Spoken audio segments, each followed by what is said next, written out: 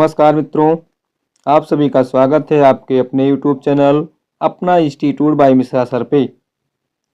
आशा करते हैं कि आप लोग स्वस्थ होंगे और आपकी पढ़ाई अच्छे से चल रही होगी। आप लोगों का जो 2025 का बोर्ड है, उसी के क्रम में हमने आप लोगों से कहा था कि आपकी सभी पुस्तकों की अर्थात सभी विषयों की निःशुल्क क्लासेस चलाई जाएंगी। यदि आप लोग का सपोर्ट मिलता रहा तो ये कारवां आगे भी चलता रहेगा। उसी क्रम में हमने इकोनॉमिक्स का 2 पार्ट कर लिया था। आज इकोनॉमिक्स के तीसरे पार्ट में, जिसका नाम है मुद्रा और साख। तीसरे पार्ट का नाम क्या है? मुद्रा और साख। इसमें हम आगे बढ़ते हैं। चलिए देखते हैं मुद्रा और साख होता क्या है। तो आप लोग मुद्रा के बारे में भली भांति परिचित होंगे। मुद्रा के बारे में भली भांति परिचित होंगे। जैसे आपके देश में या हमारे देश में क्या चलता है? रुपया चलता है। हमारे देश की मुद्रा क्या है? सर रुपया है। हमारे देश की मुद्रा क्या है? रुपया है। साख का मतलब होता है उधारी। साख का मतलब क्या होता है? उधारी अर्थात कर्ज होता है। तो चलिए आगे देखते हैं कि क्या कहता है हमें। चलिए तो देख लेते हैं कि है क्या। तो सबसे पहले हम देखते हैं मुद्रा, है ना। सबसे पहले हम क्या देखते हैं कि सर मुद्रा क्या होती है। सबसे पहले हम क्या देखते हैं? मुद्रा देखते हैं। सबसे पहले क्या देखते हैं? मुद्रा देख लेते हैं। तो कह रहा है मुद्रा, मुद्रा जो है वो विनिमय का एक माध्यम है। मुद्रा क्या है? विनिमय का एक माध्यम है।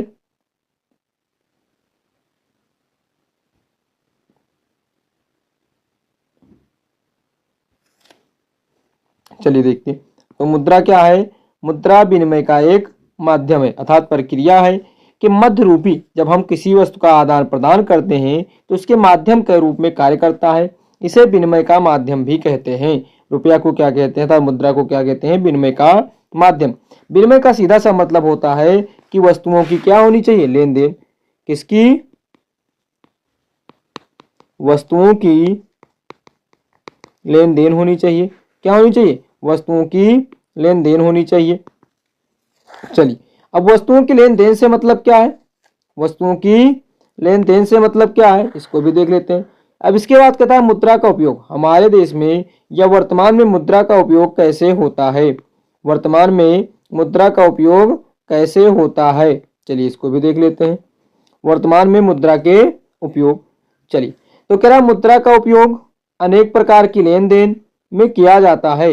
मुद्रा के द्वारा वस्तुएं खरीदी और बेची जाती हैं। जिस व्यक्ति के पास मुद्रा है वह इसका विनिमय किसी भी वस्तु या सेवा के खरीदने के लिए आसानी से कर सकता है।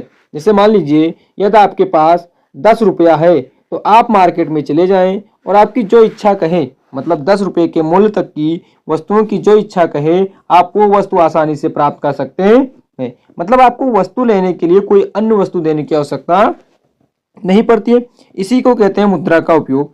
तो मुद्रा का उपयोग क्या है? वस्तुओं को खरीदने और बेचने के लिए किसका प्रयोग किया जाता है? वस्तुओं अर्थात मुद्रा का प्रयोग किया जाता है। चलिए आगे देखते हैं क्या है ना। नेक्स्ट स्लाइड में हम देख लेते हैं आगे क्या कह रहा है। फिर आगे हमारा आता है वस्तु विनिमय प्रणाली। क्या आता है? वस्तु विनिमय प्रणाली।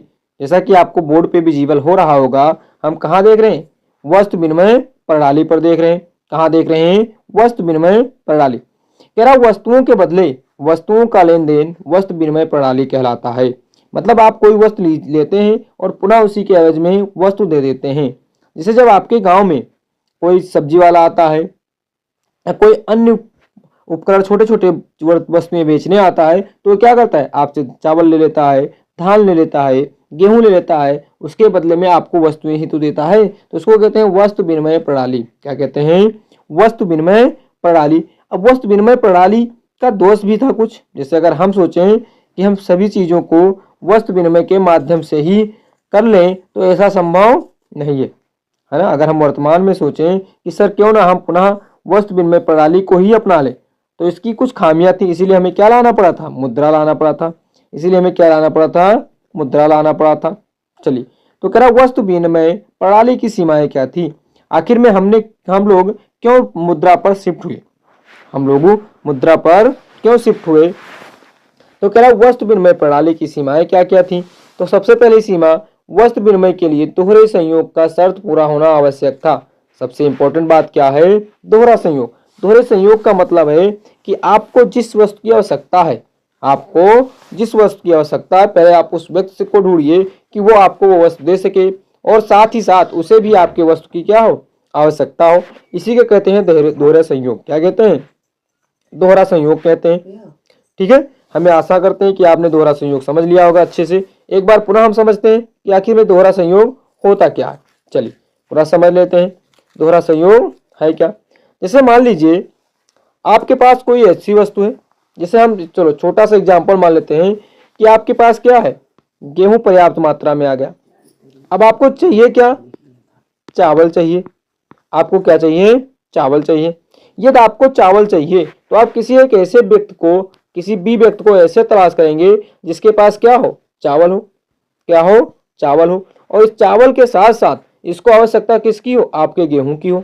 यदि इसे आपके गेहूं की आवश्यकता है तभी आपको चावल देगा और आपकी गेहूं ले लेगा। तो इसी को कहते हैं दोहरा संयोग। इसी को क्या कहते हैं?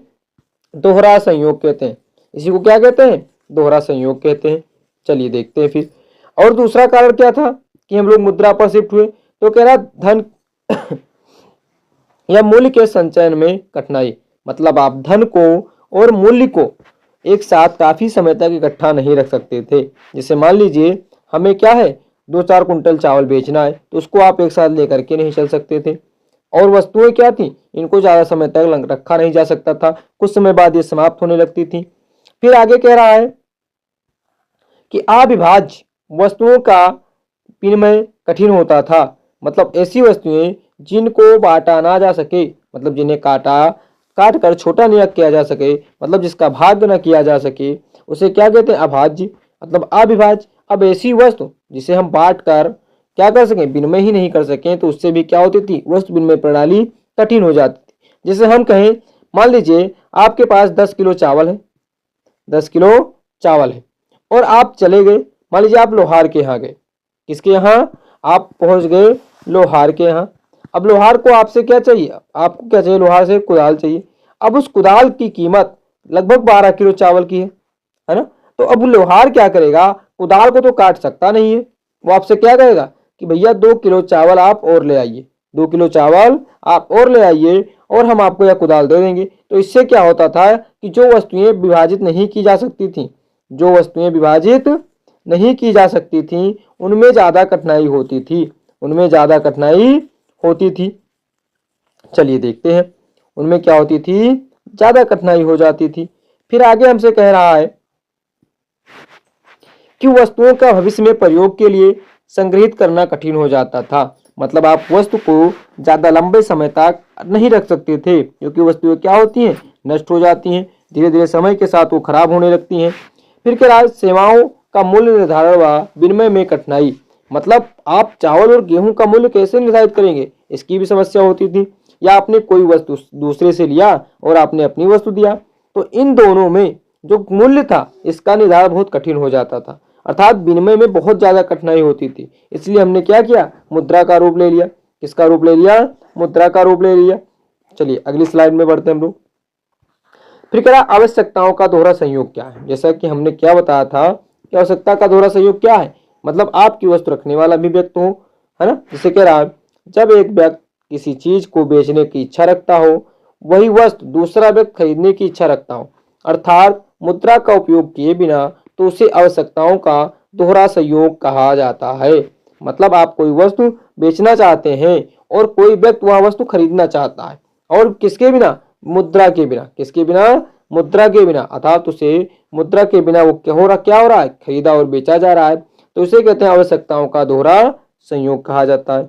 आशा करते हैं समझ में आ गया होगा। यदि वीडियो आपको समझ में आ रहा है या आपको अच्छा लग रहा है तो अपने दोस्तों तक जरूर शेयर करें, ताकि ज्यादा से ज्यादा बच्चों का क्या हो सके, रिवीजन हो सके। क्योंकि अब समय क्या है, रिवीजन का है। क्योंकि हमने जो पढ़ा पूरे साल वो मायने नहीं रखता। अब मायने क्या रखता है कि हम आने वाले 2-3 माह में किस तरह से तैयारी करते हैं। जितनी अच्छी हमारी तैयारी होगी, बोर्ड में हम उतना ही अच्छा नंबर प्राप्त कर सकते हैं। चलिए तो आगे बढ़ते हैं। चलिए अब हम देखते हैं मुद्रा का आधुनिक रूप। इसका मुद्रा का आधुनिक रूप कि वर्तमान समय में मुद्रा हमें किस किस रूप में देखने को मिलता है। तो आपको मिलता है कागज के नोट। किसके नोट? कागज के नोट। जैसे आप देखते हैं 10 रुपये का नोट, 100 रुपये का नोट, 50 का नोट, तो ये सब क्या है, कागज के बने होते हैं। किसके बने होते हैं, कागज के बने होते हैं। इसी के बाद आप देखते हैं सिक्का। क्या देखते हैं, सिक्का देखते हैं। आखिर में सिक्का किसका देखते हैं, आप जैसे देख लेंगे कि 1 रुपये का सिक्का, 2 रुपये का सिक्का, है ना। हाल ही में कितना चल गया है, लगभग 75 रुपये का सिक्का शायद चल गया है ना। इसी क्रम में आप 20 रुपये का सिक्का देखते हैं। तो ये सब क्या है, सिक्का है। चेक, अब चेक कौन जारी करता है, आपको पता है चेक कौन जारी करता है, बैंक जारी करता है। एक क्या होता है, कागज का टुकड़ा होता है जिसपे बैंक द्वारा क्या होता है, अधिगृहित होता है, मतलब बैंक उसे मान्य करता है। उसमें आपके अकाउंट नंबर लिखे होते हैं, आपके सिग्नेचर किए होते हैं, और उसको क्या कहा जाता है, चेक कहा जाता है। फिर आता है आपका डेबिट कार्ड। क्या आता है, डेबिट कार्ड, जिसे आप लोग एटीएम कहते हैं। क्या कहते हैं, एटीएम। डेबिट कार्ड का मतलब क्या है, एटीएम है। डेबिट कार्ड का मतलब क्या है, आपका एटीएम कार्ड हो गया। क्या हो गया, एटीएम कार्ड। जैसे आप बैंक से जाते हैं, फॉर्म भरते हैं, सर हमें एटीएम दे दीजिए, मतलब हम एनी टाइम कहीं से भी पैसा निकाल सकें, वो क्या होता है, डेबिट कार्ड होता है। क्या होता है, डेबिट कार्ड होता है। फिर आता है क्रेडिट कार्ड। क्या होता है, क्रेडिट कार्ड। अब क्रेडिट कार्ड क्या होता है, मतलब बैंक आपकी पर्सनालिटी के आधार पे, मतलब आप किस प्रकार के व्यक्ति हैं, आपने पहले बैंक से लोन ले रखा है या नहीं रखा है, आपके खाते में मेंटेनेंस बनी रहती है, आपके खाते में पैसा रहता है या नहीं रहता है, इसी के द्वारा बैंक क्या जारी करता है, क्रेडिट कार्ड। अर्थात ये आपको कुछ रुपये लोन दे देता है, कुछ रुपये क्या करता है, लोन दे देता है। क्या देता है, लोन। और एक कार्ड के रूप में देता है कि सर आपको जब इसकी आवश्यकता पड़े आप इसका उपयोग कर लीजिए। यदि आप उपयोग करते हैं तो आपका ब्याज पड़ेगा, तभी आप हमें रुपया वापस करेंगे। यदि आप प्रयोग नहीं करते हैं तो हमें रुपया मत दीजिएगा, हमें ब्याज मत दीजिएगा। फिर आता है यूपीआई। क्या आता है, यूपीआई। इससे आप लोग भली बात परिचित होंगे, है ना। कहीं भी आवश्यकता पड़ती है आप यूपीआई के माध्यम से 10 रुपया ट्रांसफर कर देते हैं, 5 रुपया ट्रांसफर कर देते हैं, जिसे हम क्या कहते हैं, ऑनलाइन। क्या कहते हैं, ऑनलाइन ट्रांजैक्शन। ऑनलाइन ट्रांजैक्शन मतलब आपके पास जेब में कैश नहीं है, फिर भी आप क्या करते हैं, अपना कार्य चला लेते हैं। फिर आता है मोबाइल और नेट बैंकिंग। जैसे आप मोबाइल से भी पैसा ट्रांसफर करते हैं, नेट बैंकिंग से भी पैसा ट्रांसफर कर देते हैं। तो वर्तमान समय में ये सारे क्या है, मुद्रा के रूप में। से आपने देखा कागज के नोट, सिक्के के note, cheque, debit card, credit card, UPI card, mobile और नेट बैंकिंग। तो इतनी सारी सुविधाएं हमने देखा है। चलिए नेक्स्ट स्लाइड में बढ़ते हैं, देखिए उसमें क्या है। तो कह रहा है भारत में, अब हमें भारत में रहते हैं तो भारत के बारे में पढ़ना है, क्योंकि हम भारत के एक राज्य की परीक्षा दे रहे हैं, यूपी बोर्ड की परीक्षा दे रहे हैं, है ना, जो क्या है बहुत बड़ी बोर्ड संस्था कहलाती है। कह रहा है भारत में करेंसी, किसकी, भारत में करेंसी। तो कह रहा है भारत में भारतीय रिजर्व बैंक, जिसे आप लोग आरबीआई कहते हैं। क्या कहते हैं, आरबीआई। क्या कहते हैं, आरबीआई, जिसकी स्थापना 1935 में की जाती है। इसके द्वारा 1935 में की जाती है। कब की जाती है, 1935 में। कह रहा है भारतीय रिजर्व बैंक भारत सरकार की ओर से करेंसी अर्थात नोट जारी करता है। विनिमय के माध्यम के रूप में रुपये को व्यापक रूप से स्वीकार किया जाता है। मतलब अगर वह पूरे भारत में देखा जाए तो रुपया हर जगह क्या है, स्वीकार है ना। कि कोई कहता है कि आपसे हम रुपया नहीं लेंगे, सब लोग कहते हैं भैया हमें रुपया चाहिए ही चाहिए, क्योंकि उसे पता है कि हम रुपये से हर वो वस्तु खरीद सकते हैं जिसकी हमें क्या हो, आवश्यकता हो। चलिए तो फिर देखते हैं, अब आरबीआई के बारे में थोड़ी जानकारी ले लेते हैं कि आखिर में आरबीआई था रिजर्व बैंक ऑफ इंडिया के प्रमुख कार्य कौन कौन से हैं। तो चलिए देख लेते हैं आरबीआई के प्रमुख कार्य कौन कौन से हैं। चलिए तो हम देखते हैं आरबीआई के प्रमुख कार्य देख लेते हैं।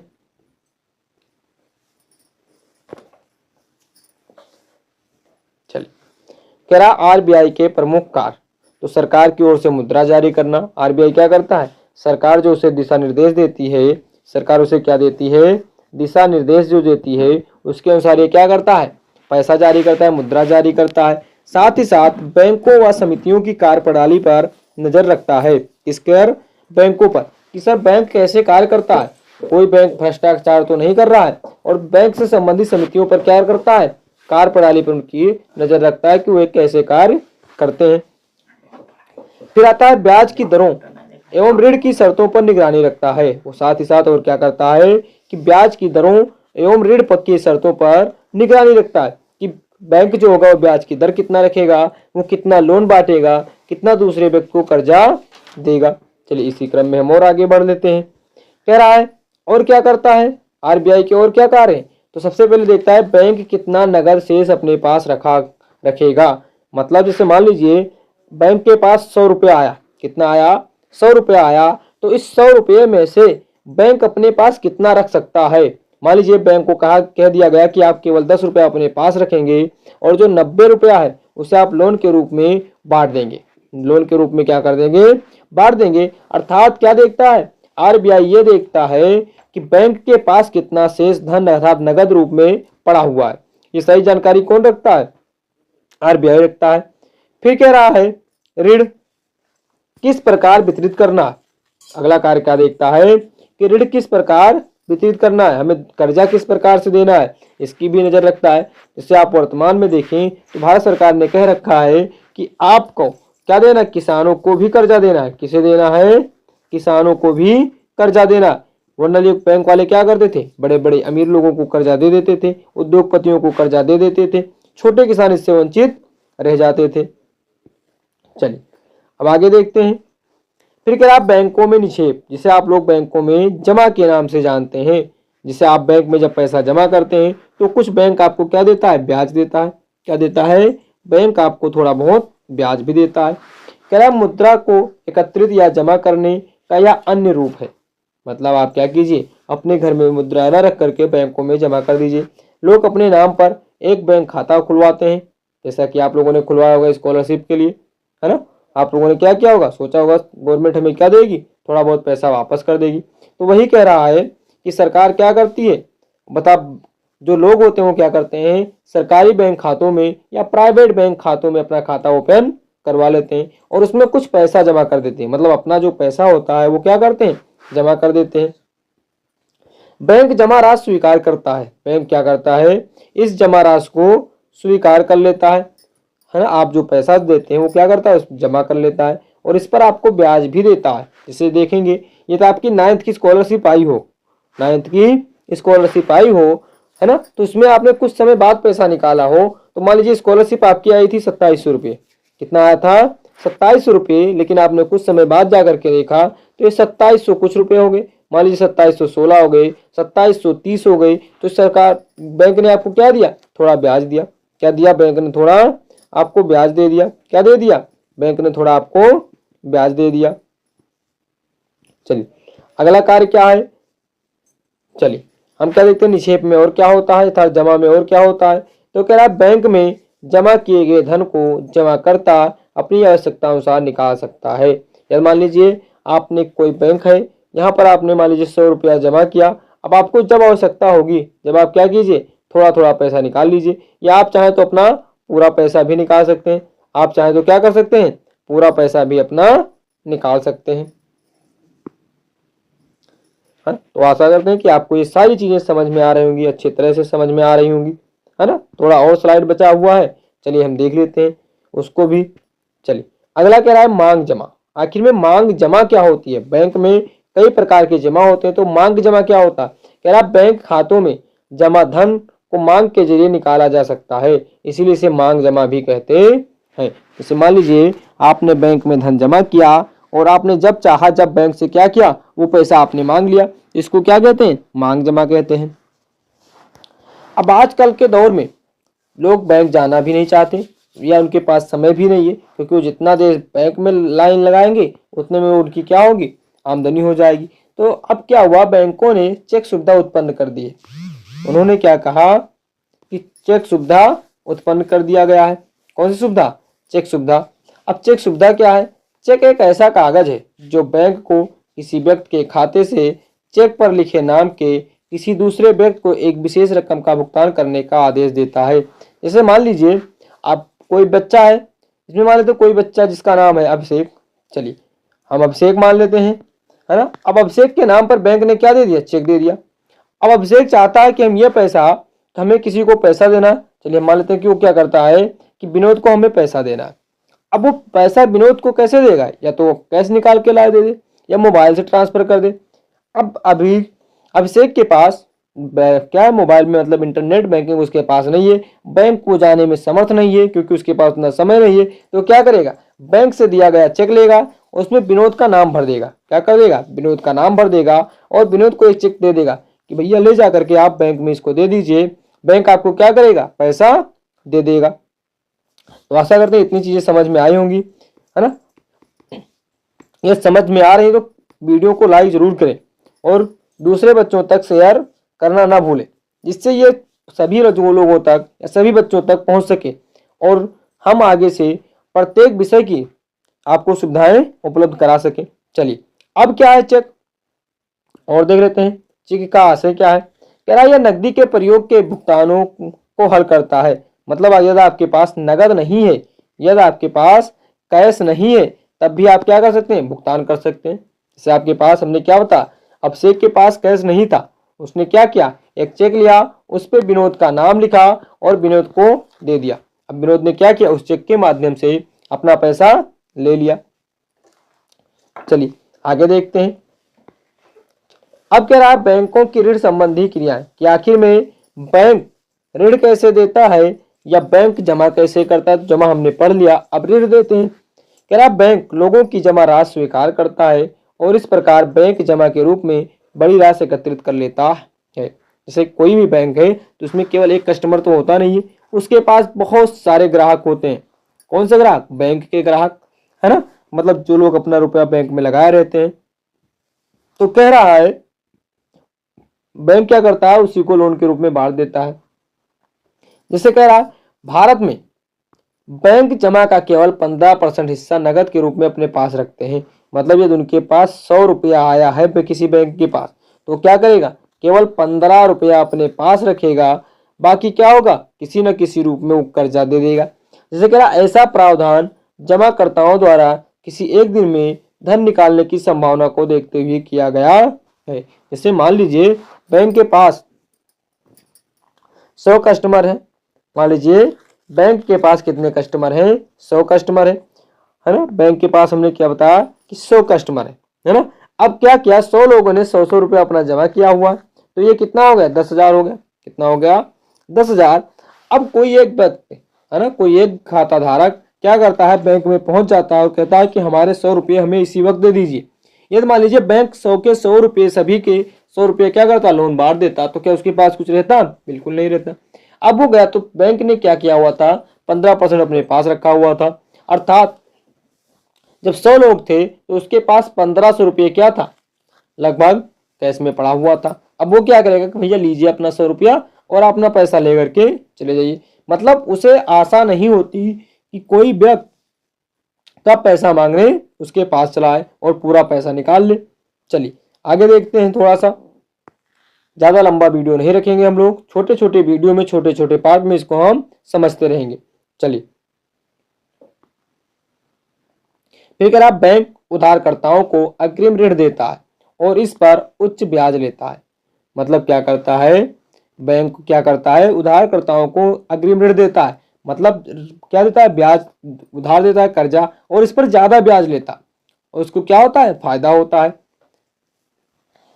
तो बैंक क्या देता है? लोगों को कर्जा देता है और उस पर उच्च ब्याज, मतलब अधिक ब्याज लेता है। फिर कह रहा है कर्जदारों से लिए गए ब्याज और जमाकर्ताओं को दिए गए ब्याज के बीच के अंतर बैंकों की आय का प्रमुख स्रोत है। मतलब आपने पैसा जमा किया तो आपको बैंक क्या करता है? 1 से लेकर के 2% ब्याज देता है। लेकिन जब बैंक कर्जा देता है किसी को तो क्या देता है? कम से कम 6% ब्याज देता है। कितना देता है? 6% ब्याज वो लेता है। जब बैंक देता है किसी को कर्जा तो क्या करता है? 6% ब्याज लेता है। अब मान लीजिए बैंक ने क्या किया? 6% ब्याज लिया और आपको 1 से 2% दे दिया, तो उसके पास कितना बचा? 4%। यही बैंक की क्या होती है? मुख्य आय होती है। ये बैंक की क्या होती है? मुख्य आय होती है।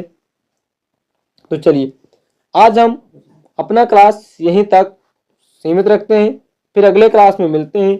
आपको वीडियो पसंद आया हो तो लाइक, कमेंट और शेयर जरूर करें, ताकि हमें भी पता चले कि हमारे बच्चे किस तरह से पढ़ाई कर रहे हैं।